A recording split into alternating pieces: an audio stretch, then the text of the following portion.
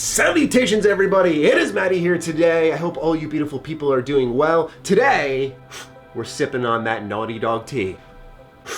Spoiler-free tea, by the way. The situation with The Last of Us Part 2 has evolved. There is a lot more transpiring with these severe leaks. We're gonna get into all of that today. If you're new here, be sure to subscribe because I believe in our team that we can hit 400K subscribers this year. So if you're new, click the button, help your boy out. And before we get into all of that delicious tea, a quick sponsor in today's video. One that I know everyone loves on the Mr. Matty channel, so do enjoy this. Target acquired. Come here. According to this data, we've been hunting you down for about a couple of years now. Care to explain the charges of cutting balls as well as stealing this sacred Lawnmower 3.0? The silent treatment, 'twas to be expected from the likes of you, someone who's only familiar with serrating balls. We give you one chance at life. You either tell us what we want to know right now, or you will live the rest of your life in a trash can. Answer now. Where is the Lawnmower 3.0? What was that? Sir, it's me. They say use the code Matty at manscaped.com. You can get your own Lawnmower 3.0 as well as 20% off and free shipping. I'm not quite sure how he did it, but I'm about to go put in my own order and see what happens. 2 days later. Yes, it's here, finally, after all this time.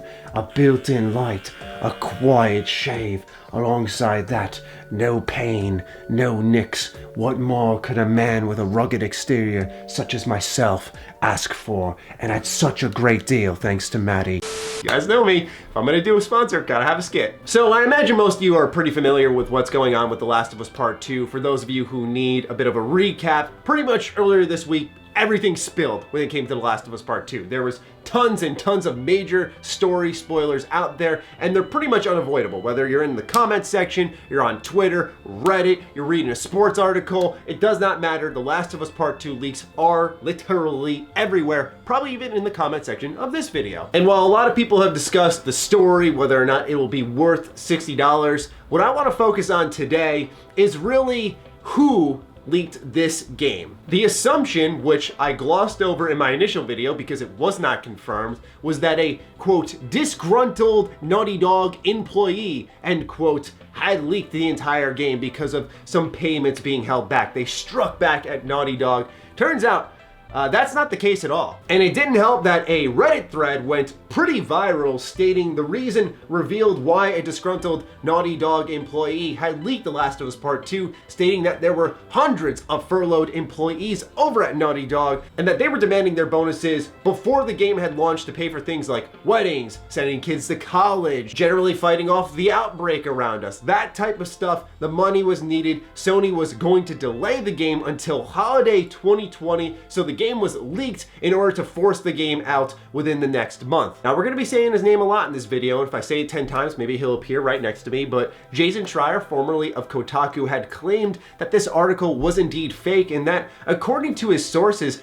the person who leaked the game wasn't even from Naughty Dog. And so naturally we had to wait a little bit of time to see if what he'd said was true. He has a great track record, as I think most of us are familiar with his work, love him or hate him.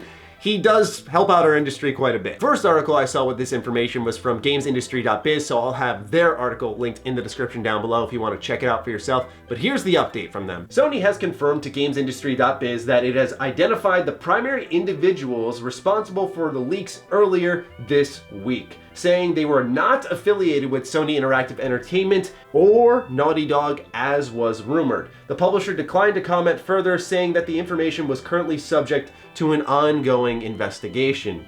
Okay, so this is wild for a number of reasons. Number one, individuals, plural, multiple people helped leak this game. It was a team effort, not just one person. Now, when I was surveying some of the discourse with people through Twitter, Reddit, I saw that there was a lot of people with the general consensus of, I don't believe you. And quite frankly, I understand that skeptical nature with this. It very well could have been someone within Sony or Naughty Dog, because let's look at the options outside of that. Number one, a security breach of some form. I don't know if it's possible digitally or physically. Someone broke into the studio, took a dev kit or something along those lines, and actually leaked the whole game. You see, part of the reason this is tough to believe is because there was actual debug menus on screen during some of the leaks. And a lot of people have argued that's only possible if you're a developer for the studio. So I don't know the ins and outs of that. Like most of us,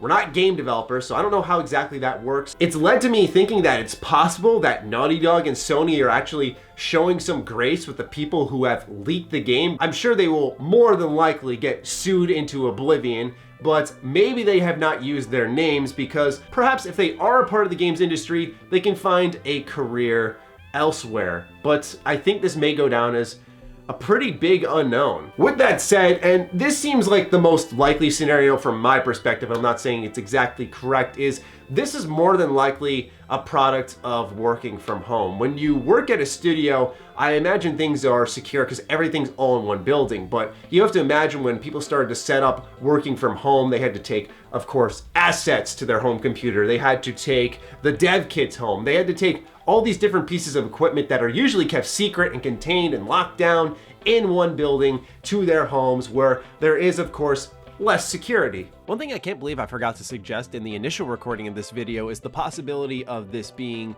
a freelance worker of some kind, someone from the outside doing additional work for Naughty Dog. This is not unheard of. We even have popular figures in our industry such as Chris Avallone who are freelance, but yet they're working on System Shock, Dying Light 2, so it's entirely possible that someone did get in as a freelance worker and leak the entire game. Although that's a lot of trust to give someone on the outside of your studio, it's still another suggestion that could be entirely possible. Now, once again, we're going to bring him up. Jason Schreier had said that builds are less secure when you're working from home versus in an office. I think that's just general knowledge. When you look at it, it's common sense rather. You know, you just think to yourself, okay, they're at home. I think that's a lot less secure than the office itself, which is supposed to contain everything for the game. Kingdom Hearts 3 also had a similar type of leak, although it was not nearly on the same scale, and it was much closer to the game's launch, and it was also prior to the outbreak where we all had to start social distancing and whatnot. So I think this is entirely possible no matter where you are. Now, this is just like some galaxy brain speculation. I mean, that's all we can really do with the information at hand. But what if like a developer was upset with what's going on with Naughty Dog or Sony and had a friend come in and film the screens and take all the gameplay and then post it themselves? I don't think legally that frees up the Naughty Dog employee who would invite someone into their home to do said leaking, but it would also mean it's not directly from them, but it would also result in them probably losing their job. There was also speculation that review codes had gone out extremely early for the original launch date of the game, which was supposed to be at some time in May. That's obviously not the case because, once again, the debug menu, that's kind of like the key factor there. That debug menu wasn't there. I think a lot more people would take Sony and Naughty Dog's statement about, hey, it's not one of our employees at face value. But as you dig deeper, it seems suspicious, right? But I don't know if we'll ever get an actual full answer on what happened here. And to be brutally honest, just based off my interactions with people who have worked in games, like obviously they're human too, not all of them are little angels, but I think they generally understand how games are made. And I don't mean that in the sense of like actually working on the game, but tons of people coming together, years of hard work spent on the game. For someone to actually be working in a studio and leak almost the entirety of the main story of The Last of Us Part 2, when it's been worked on for, I think, 6 years at this point in time. And it's not that it's impossible for someone working at a game studio to do this. I just think it takes a special type of